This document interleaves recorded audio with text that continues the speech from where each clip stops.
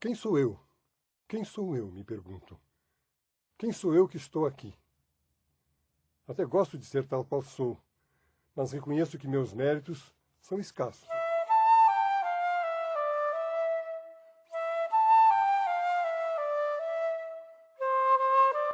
Minhas mãos, inúteis para fazimentos, só servem para escrever e acariciar. Não sei dançar, o que muito me veste. Olho, idiota, o céu, maravilhado de seu esplendor, sem reconhecer constelações ou estrelas. Das árvores inumeráveis do meu mundo brasileiro, reconheço uma dúzia se tanto. Diante das flores, do milagre de suas formas, cores, perfumes, eu paro perplexo. De todas as coisas deste mundo tão variado, a única que me exalta, me afeta, me mobiliza, é o gênero humano. As gentes indígenas, com quem convivi tantos anos. As gentes que me acolheram nos meus longos anos de exílio mundo afora. Mas principalmente, minha amada gente brasileira, que é minha dor, por sua pobreza e seu atraso desnecessários. E também meu orgulho, por tudo que pode ser como uma civilização tropical de povos morenos, feitos pela mistura de raças e pela fusão de culturas.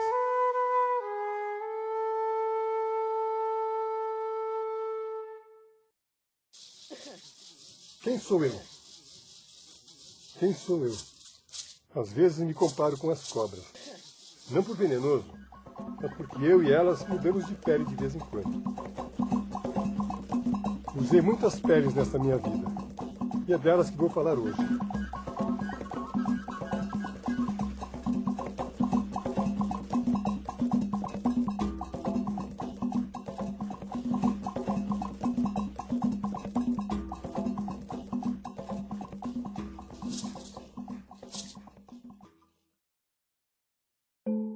A primeira de minhas peles que vale a pena ser recordada é a do filho da professora primária, mestra Fininha, de uma cidadezinha do centro do Brasil.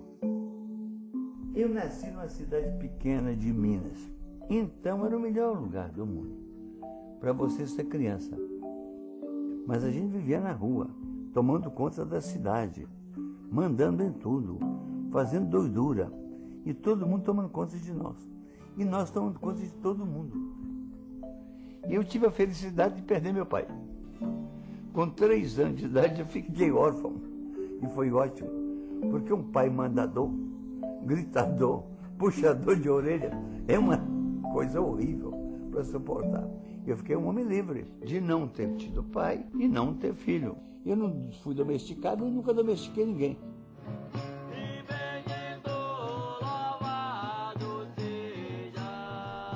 Uma coisa muito importante na minha vida, na minha cidade, é que no mês de agosto tinha as festas do Divino. Nesta festa, cada dia se coroava o imperador do Divino. E fazia-se uma festança tal, que ainda hoje a ideia que eu tenho de fartura é aquela festança. E o menino, aquela glória do menino, que era coroado na igreja. E eu tinha uma inveja infernal. Eu queria ser imperador do Divino. Mas não podia. Minha mãe era professora. Dá para não sustentar. Mas sustentar a cidade? Matar bois? Para aqueles famintos todos? Não podia. Então eu fiquei com o complexo do Divino Espírito Santo. Do império que eu nunca tive. Eu li todos os livros da cidade, praticamente. As Mulheres de Bronze, Os Miseráveis de Victor Hugo. A leitura foi para mim uma janela, que falava de reis, de impérios, de um modo que eu podia entender. Os meus horizontes de um menino da cidadezinha do interior se alargaram com os livros que me fizeram conhecer a França, a Inglaterra, a Itália, D'Artagnan. Eu era D'Artagnan.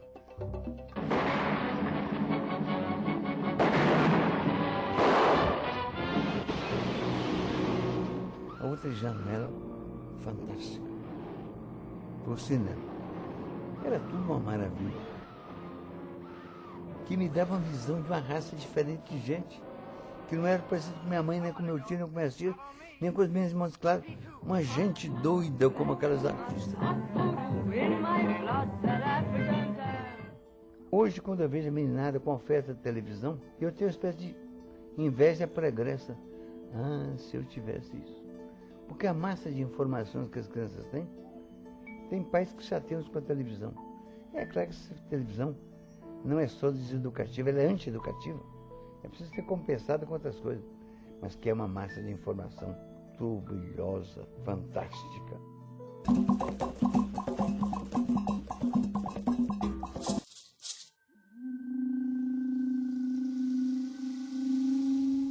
Outra saudosa pele minha foi a de etnólogo indigenista.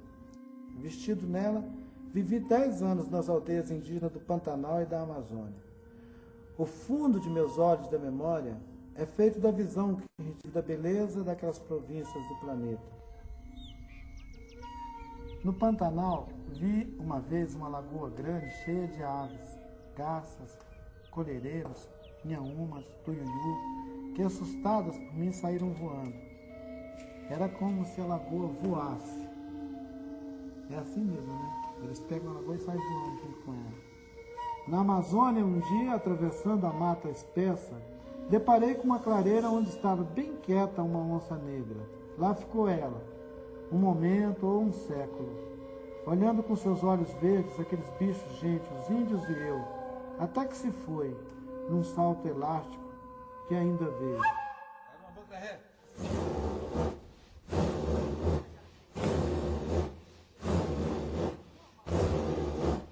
Mas eram os povos índios que me interessavam supremamente naqueles anos.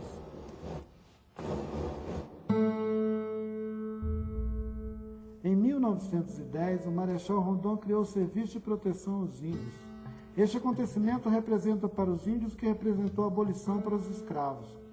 Rondon não só afirmava o direito de os índios serem e continuarem sendo índios, mas criava todo um serviço dedicado à localização e pacificação das tribos arredias e à proteção dos antigos grupos indígenas dispersos por todo o país. Fiquei galvanizado instantaneamente pela bela figura índia de Rondon, pela dignidade de sua fisionomia, pela energia de seu olhar, pela naturalidade de seu mando. Fiquei atada a Rondon pela vida inteira.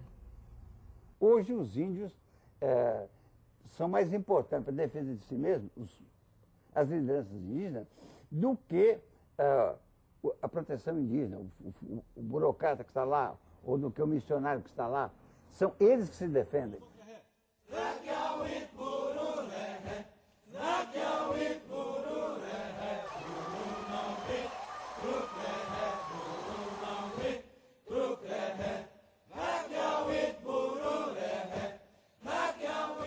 E eu comecei, então, meu trabalho, que durou 10 anos. O melhor do meu trabalho, talvez, tenha sido a criação do Museu do Índio. Foi realmente uma coisa linda levar o Rondon, que se emocionou muito vendo o Museu do Índio, porque foi o primeiro museu do mundo projetado para lutar contra o preconceito contra o índio. Descreveu o índio como um topal, canibal, preguiçoso, violento, mau e ruim e feio.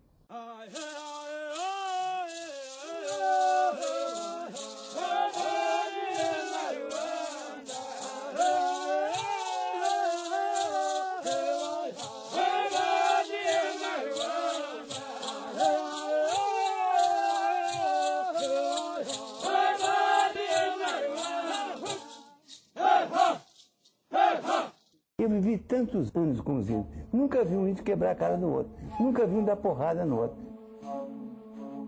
A convivência cordial é um talento indígena e há muitos talentos mais. Como todas as sociedades indígenas estão muito ocupadas todo o tempo em formar suas crianças e tem um amor pelas crianças que é fantástico.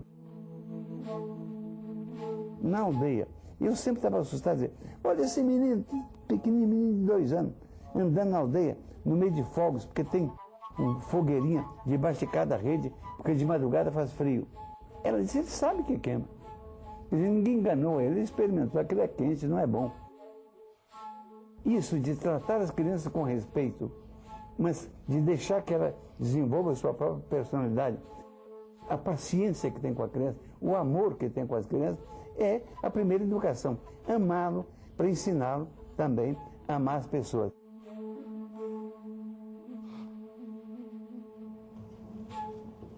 dor é uma coisa, o menino é uma coisa, a mãe é outra coisa. Começa com palavras, e toda vez que aparece uma produção, ninguém passa palavra.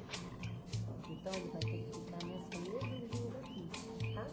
Em toda a humanidade, seja na tribo mais primitiva ou na universidade mais complexa, o que se está fazendo é a transmissão do saber, que é o patrimônio maior, da gente madura que já sabe, para a gente imatura que ainda não sabe.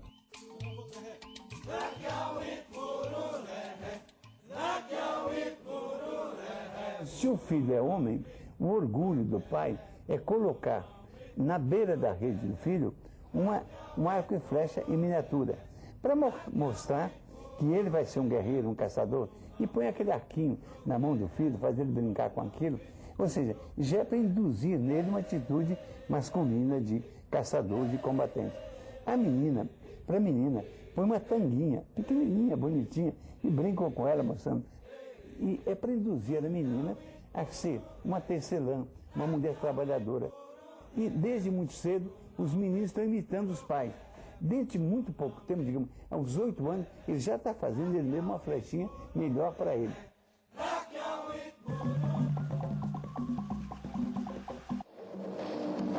A região do Xingu é uma dessas áreas virgens do Brasil integrada na Amazônia e com as suas alegrias primitivas entre a selva, os caudais, os mitos e as encantações dos índios.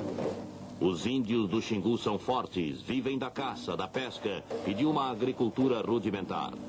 No grande mundo do Xingu, a vida é ainda paradisíaca e transcorre no fabuloso anfiteatro da selva tropical, onde... Nos 40 anos de convívio com os índios e luta pelos índios também, há uma coisa de que eu me orgulho muito que eu fiz. Foi ajudar a criar o Parque Indígena do Xingu. Me preocupava o seguinte, o Xingu, aquela sociedade fantástica, com aqueles povos e línguas diferentes que mantiveram convívio entre eles. Se deixasse a civilização entrar lá, entre as suas aldeias, eles seriam liquidados, teriam desaparecido. Então eu tive uma ideia de procurar Getúlio Vargas, apresentar a eles um trabalho que estava sendo feito nos irmãos Vilas Boas. E eu propus ao Getúlio o seguinte, eu não podia dizer a ele para dar terra para os índios, para dar uma propriedade aos índios, que eu queria muita terra. Eu dizia ao presidente, senhor presidente, se fizermos um grande parque, será um modo de reservar um pedaço da natureza brasileira. Todos os anos, em Mato Grosso, se queima extensões imensas de terra. Cada queimada que se faz, mata, liquida também com toda a flora e com toda a fauna. Já se estendeu demais esse tipo de ocupação. Eu proponho que o senhor reserve para os netos dos netos, nossos netos, uma amostra da natureza brasileira, para que no ano 3000 você possa ver o que era a natureza original. Assim é que foi criado o Parque do Xingu. A ideia básica é que o índio já vive lá há milhares de anos, pode viver também mais 1000 anos ou 2000 anos, sem liquidar com a natureza. Ele é capaz de conviver com ela. Nesse sentido, foi criado um parque, em vez de dar aos índios, a cada tribo, como se fazia até então, um pedacinho de terra para cada aldeia, se deu uma extensão muito grande, de certa forma o Brasil encarregando os índios de tomar conta daquela terra.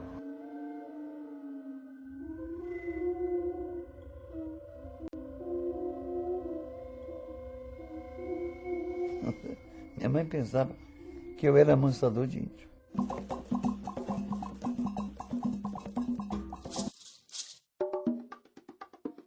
Outra pele que encarnei com orgulho é a de educador.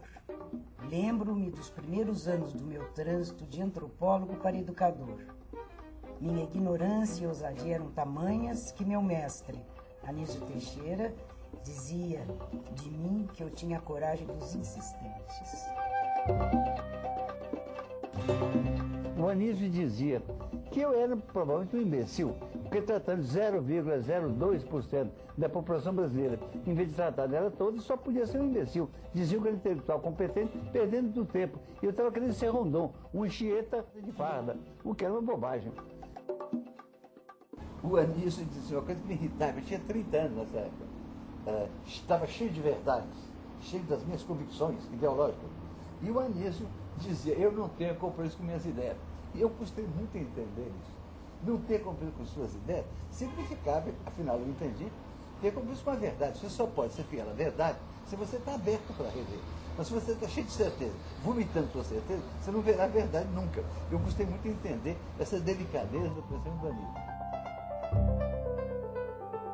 Nós nos amamos a vida inteira, nos identificamos muito um com o outro. Eu passei a ser o principal discípulo e o principal colaborador de Anísio. Eu tive então que entrar na educação. Primeiro trabalhando com Anísio, como segundo de Anísio, na defesa de uma escola pública honesta e boa, que era a nossa tese, contra a posição de Dom Helder Câmara e de Carlos Lacerda, que defendia uma escola privatista, que o dinheiro da educação fosse dado para a escola privada. Era um antagonismo muito sério.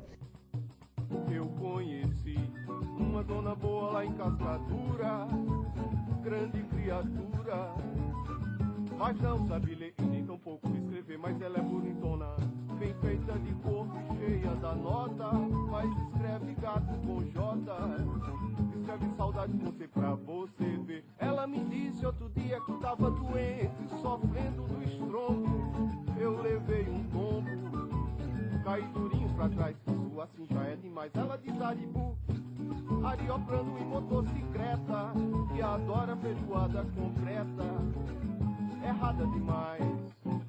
Vi uma letra O bordada em sua blusa, eu disse é agora. Eu perguntei seu nome, ela me disse Aurora, sou filha do Vasco.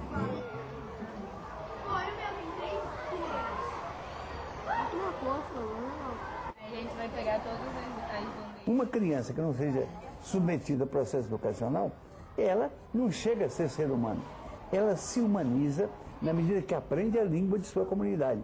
E com a língua, a denominação de todas as coisas. E também as atitudes, a gostar do seu povo e desgostar mais ou menos dos outros povos. A saber fazer os artesanatos ou as peças tecnológicas muito altas de sua sociedade. Então, preparar as pessoas para serem membros de sua sociedade, cidadãos de sua sociedade, herdeiros do patrimônio de saber de sua sociedade, essa é a tarefa da educação. E aqui? O que será que a gente vai fazer? Ah, diagrama de árvore, não é? Aqui todos os quadrados, azuis, vermelhos. A educação brasileira vai muito mal. É uma lástima que no mundo que já está interconectado com a internet, que essa coisa prodigiosa, a coisa mais importante que aconteceu na história humana, depois da fala, depois da escritura, depois da tipografia, produtora de livros, foi esse internet, esse sistema prodigioso que junta todas as informações, tudo que o homem sabe, em máquinas e que são acessíveis por qualquer pessoa.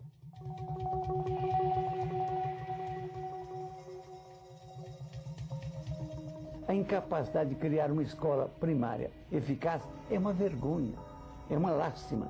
A coisa mais simples que tem é criar boas escolas, fazendo a inversão necessária nisso, para que cada criança tenha diante dela uma professora capacitada para alfabetizá-la, para integrar no mundo das letras, para dar a informação básica que um cidadão precisa ter sobre o mundo, sobre o seu país, sobre si mesmo. O mundo todo perguntando como é que uma nação pode perder amor por suas crianças, como é que as crianças podem estar soltas no mundo, abandonadas. E essa coisa que eu sempre me impressiona, o Brasil não tem nenhum bezerro abandonado, não tem nenhum um cabrito abandonado, nem um frango. Um frango qualquer que você encontra tem um dono, se quiser, mas tem milhões de crianças abandonadas. Quando a sociedade perde o seu nervo ético, perde o seu amor, o seu apego às suas crianças, que a sua reprodução é uma inferioridade tremenda.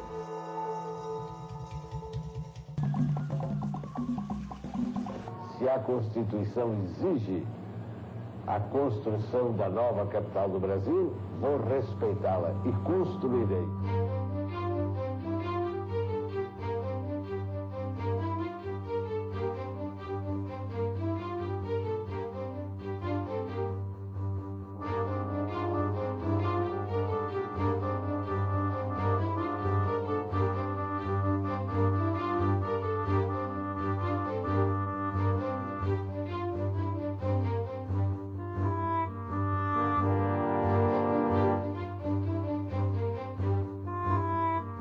Eu investia contra o analfabetismo ou pela reforma da universidade com mais ímpeto de paixão que sabedoria pedagógica. Não me dei mal. Acabei ministro de educação de meu país e fundador e primeiro reitor da Universidade de Brasília.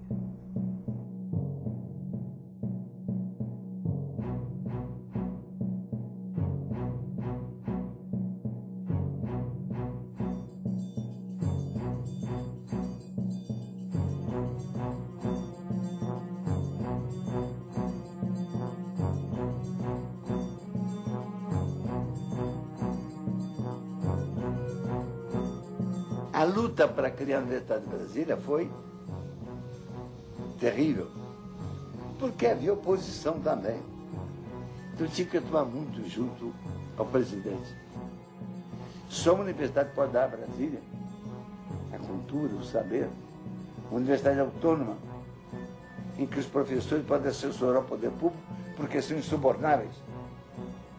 Uma universidade capacitada a dominar o saber humano e colocar o saber humano ao serviço de diagnóstico das causas do atraso do Brasil. Pois é, falar da Cima, né? Eu falo com muita emoção, foi muito meu amigo. Ele foi um irmão, não é? Ele contando as histórias dele, sempre com entusiasmo assim, de um menino, né? Modo que eu lidei muito com ele. Estávamos fazendo uma universidade diferente de todas que foram feitas até hoje. Porque ele tinha uma preocupação. Ele achava que devia haver uma troca de ideias entre os estudantes. Se o assunto fosse, por exemplo, uma cidade, o de medicina ia falar sobre o problema do tratamento, dos hospitais, o outro ia falar sobre a maneira de organizar a vida. Nós estamos lutando contra o homem especialista, o jeito que sai da escola não sabe nada, só sabe a sua profissão, não sabe que existe miséria, existe luta política, para que o jovem cresça em contato com os problemas brasileiros, em contato com os irmãos dele que estão nas favelas, pronto para colaborar numa luta melhor. Isso tudo, se interessar pelo irmão, se interessar pela vida, se interessar para melhorar o mundo, fazer uma ajuda, isso tudo a gente encontrava com ela. A 15 de março de 1995, a Universidade de Brasília outorga a Darcy Ribeiro o título de doutor honoris causa e dá o seu nome ao campus da UNB. O ato é uma espécie de despedida do grande guerreiro já atingido mortalmente pela doença que o abaterá meses depois.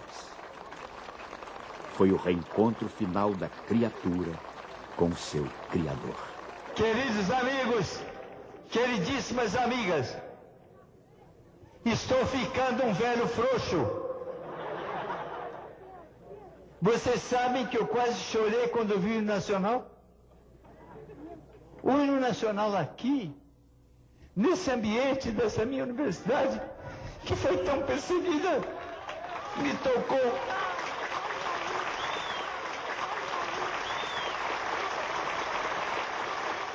Olhando para o futuro, nostálgico de mim e dos velhos tempos, o que peço é que volte ao campus universitário Darcy Ribeiro aquela convivência alegre, aquele espírito fraternal, aquela devoção profunda ao domínio do saber e à sua aplicação frutífera. Éramos uns brasileiros apaixonados pelo Brasil, prontos a refazê-lo como um projeto próprio, que fosse a expressão da vontade dos brasileiros. Eles acreditavam que fôssemos perigosos. Gosto de pensar que éramos mesmo.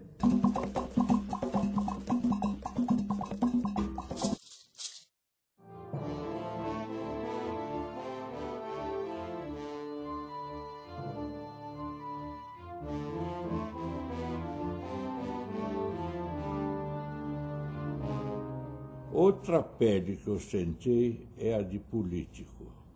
Sempre fui, em toda a minha vida adulta, um cidadão ciente de mim mesmo, como um ser dotado de direitos e de deveres. Sobretudo, o dever de intervir nesse mundo para melhorá-lo.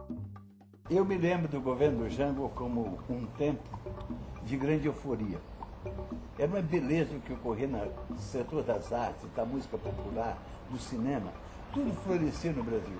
E nós todos estamos cheios de entusiasmo. Todos acreditavam, com optimismo, que o Brasil ia dar certo. A juventude também está muito identificada com o país, achando que ia dar certo, que o Brasil ia dar um grande passo. O governo Jango também teve incorporado alguns dos melhores intelectuais brasileiros. Eram poucas pessoas que estavam chamadas para uma posição de poder. Pessoas com a visão moderna, com a visão de esquerda. Pessoas marcadas por um sentido de nacionalidade, de patriotismo, de vontade de fazer esse país dar certo. Pois o CPC da UNE, os grupos de estudantes que saíam fazendo teatro, ou fazendo alfabetização, pelo método Paulo Freire, pelo país afora, isso nas cidades do interior, tudo se sentia a efervescência de um país que assume a si mesmo e se assume com alegria para se cumprir. Uma lástima que aquela coisa tenha sido quebrada pela brutalidade de uma ditadura que caiu sobre o país como um manto assim de reacionarismo, de regressão, de tortura, de repressão.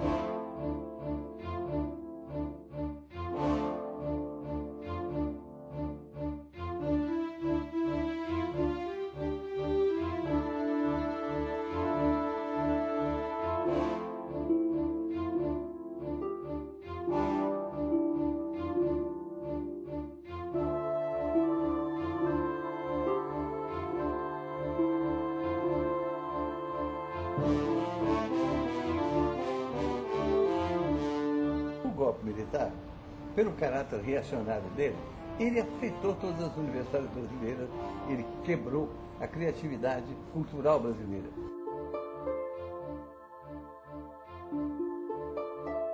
Não precisamos de heróis. Precisamos resistir, resistir, e eu preciso cantar! Eu preciso...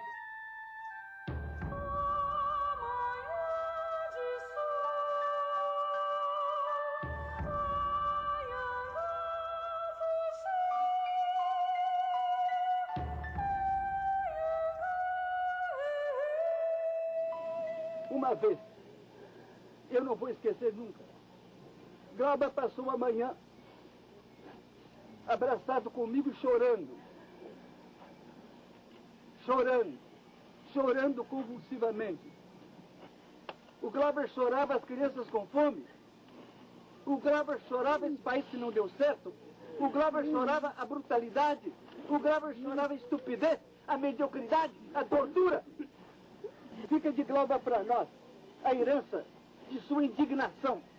Ele foi o mais indignado de nós. Indignado com o mundo tal qual é, assim. Indignado, porque mais que nós também, Glauber podia dizer o mundo que podia ser, que vai ser, Glauber, que há de ser. Fracassando nessa luta pelas reformas, eu me vi exilado por muitos anos e viver em diversos países do mundo. Minha pele de proscrito foi mais leve do que se poderia supor. Nela pude ver meu país em conjunto, como só se vê olhando de fora. Nesse esforço, escrevi meus estudos de antropologia da civilização. São 6 volumes com quase 2.000 páginas. Surgimos da confluência, do entrechoque, do caldeamento do invasor português com índios silvícolas e com negros africanos. Somos uma cultura sincrética, um povo novo que, apesar de fruto da fusão de matrizes diferenciadas, se comporta como uma só gente, sem se apegar a nenhum passado. Estamos abertos para o futuro. Se ele vivesse hoje, como ele estava ao nosso lado, tratando da luta pela preservação da América Latina, contra o Império do Bush, né? Ele estaria rindo e contando, participando de toda essa discussão, que é dispensável. Hoje a gente tem que falar da pátria, que a pátria está ameaçada. E ele estaria conosco certamente.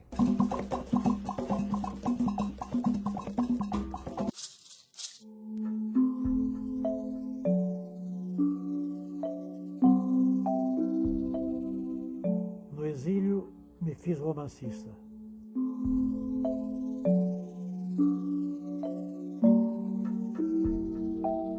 Eu vou ler o capítulo Maíra Remuí, do livro Maíra, de Darcy Ribeiro, que é um dos maiores romances da literatura brasileira contemporânea. Maíra Coraci, o sol roda sem pausa na imensidão redonda do azul celeste. Gira fixo em sua rota, como se estivesse abarrado na ponta de uma corda. Não seria ele um zunidor imenso que os mairuns rodam no céu? Mas não berra, só ilumina e esquenta. Às vezes, ele também se cansa desse gira-girar e deseja vir, por um instante que seja, ao seu mundo reformado. O Avá veio e não veio. Este que veio é e não é o verdadeiro Avá. O que eu esperava e que vi vindo dia a dia por terras e águas não chegou. Aquele sim era o Avá mesmo, inteiro. Este é o que restou de meu filho Avá, depois que os pajés sacacas mais poderosos dos Caraíbas roubaram sua alma. Ele anda por aí meio dormido, perdido para si, perdido para nós. Atrás dos seus olhos está a névoa, a cegueira dos que já não têm alma para morrer. É como se tivessem tirado a pele dele. É como se o tivessem virado ao revés, pondo o de dentro para fora e o de fora para dentro. Mas pior foi o que lhe fizeram. Tiraram o seu espírito. E isso que está aí é o que resta de um homem que perdeu a alma. Bonito, né? É o herói, que vai por meio dos brancos, volta e o sol então vê, fala, ele vai, esse que ia voltar trazendo o segredo dos brancos, voltou perdido, não vai mais nada, não vai mais ninguém.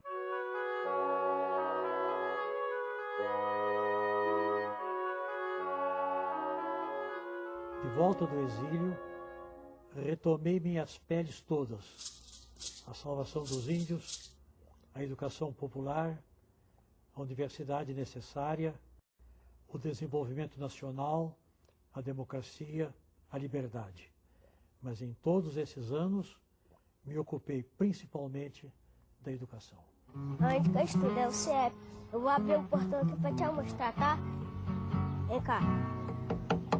Cá. Olha lá a quadra. Tá vendo? Tá a quadra.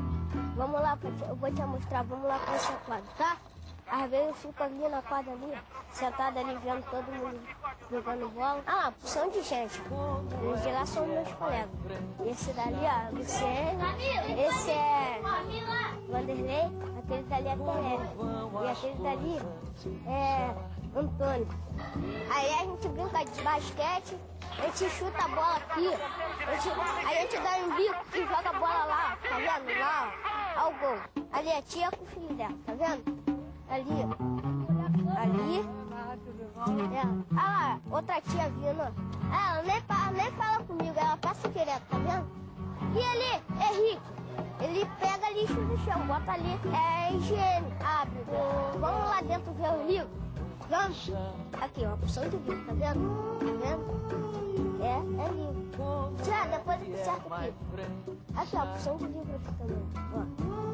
Isso daqui a gente lê historinha. Como vão as coisas? É com lição. Vendo? Ali é onde que eu fico, esperando a minha tia, tá vendo? Ali é 203. Vem cá, vamos lá na minha sala. Ah, meus colegas tudo subindo. Vai pra sala, aí a gente tem a opção de roupa, né? Na minha sala tem a porta amarela. Vamos lá ver. Vamos abrir a porta, vamos bater na porta, tá? Vou bater na porta. Tia, vou entrar. Vem cá. Aqui, ó. Mesa. Aí meus colegas. Todo mundo. Ali minha professora. Aqui os desenhos que a gente faz. Aqui é a tia. Tia. Vem cá. Aqui esse trabalho bonito, né? Aqui é a quadra. A gente faz dever. A tia passa dever aqui pra gente copiar. Esse daqui é a Dacilei. Essa daqui é a Márcia. Aquele dali é o Wilson. Ali. Aquele dali é Anso. Olha lá a asinha dele quebrada. Aquele dali é Dinei. Aquele dali é Bal. Esse daqui é Meteoro. Olha o cabeção dele. Do tamanho da lua, né? Vamos comer um prato de comida lá no refeitório. Vamos ver que a tia do refeitório tá lá. E as tias estão trabalhando. Que legal. Ah, essa daqui é a nossa tia. Essa daqui também. Aquela dali, aquela dali. Que é de lá. Eles fazem comida pra gente comer. Quê? Quer não? Hã? Quer não? Ah, então eu vou beber e comer, ó. Não quer? Não quer não? Então eu vou sentar aqui e vou comer, ó.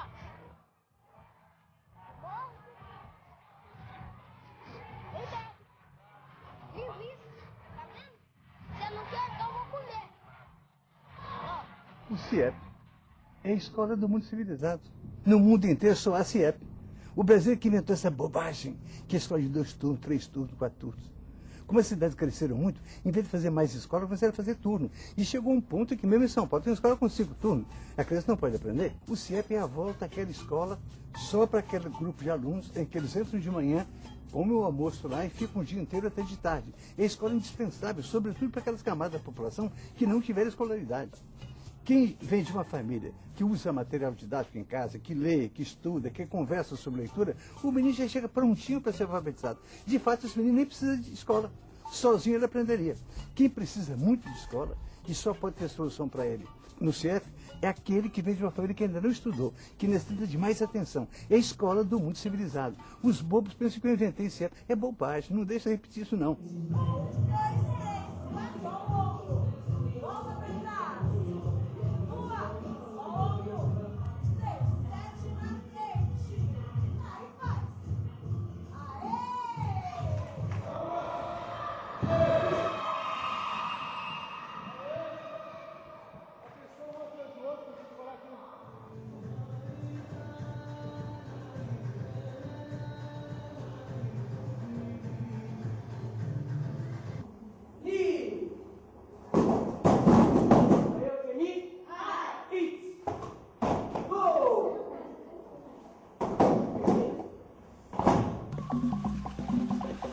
Determinado a acabar de uma vez por todas com as improvisações e resolvido a encarar efetivamente o carnaval com a importância devida, lançou-se a construção de uma das maiores obras de engenharia dos últimos tempos para a cidade do Rio de Janeiro, a Passarela do Samba. Uma obra de arte criada pelo gênio de Oscar Niemeyer que servirá ao carnaval e ao maior centro educacional do estado.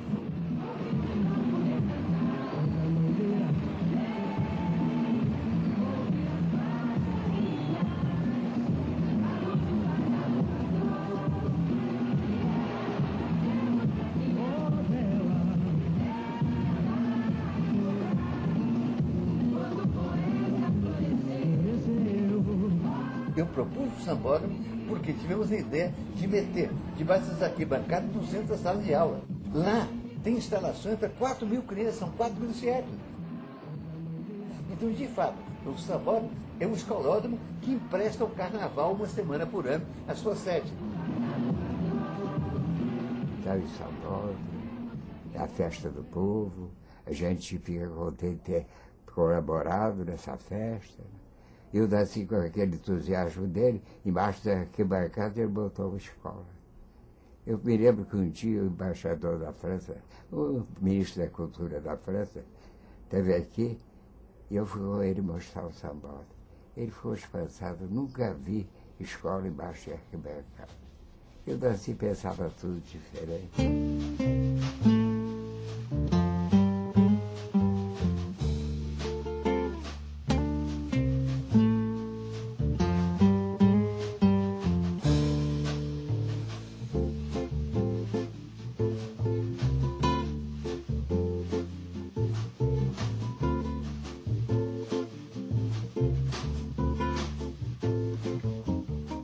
Estas são, senhoras e senhores, as peles que tinha para exibir aqui. Em todas, em cada uma delas, me exerci sempre igual a mim, mas também variando sempre. Apesar de todos os amargores, gosto muito de ter vivido a vida que vivi.